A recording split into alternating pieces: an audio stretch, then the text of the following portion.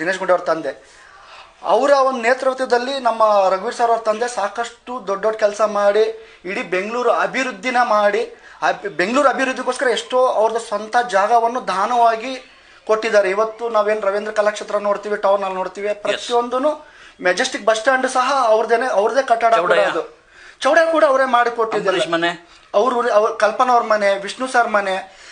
ಇನ್ನೊಂದು ಹೇಳ್ಬೇಕು, ನಾನು ಅಂಬರೀಷನ ಬಗ್ಗೆ ಹೇಳಿದ್ರೆ ನಾನು ತುಂಬಾ ಖುಷಿ ಆಯ್ತಣ್ಣ. ಏನಂದ್ರೆ ನೋಡಿ, ಬೆಂಗಳೂರಲ್ಲಿ ವಿಜಯ ಮಲ್ಯ ಇದ್ರು, ವಿಠಲ್ ಮಲ್ಯ ಅವರು ಇದ್ರು, ದೊಡ್ಡ ದೊಡ್ಡ ನಟರು ಇದ್ರು. ಅಂಬರೀಷನ ಮನೆ ಒಳಗಡೆನೆ ಲಿಫ್ಟ್ ಕಾನ್ಸೆಪ್ಟ್ ಮಾಡಿದ್ದೆ ನಮ್ಮ ರಘುವೀರ್ ಸರ್ ತಂದೆ.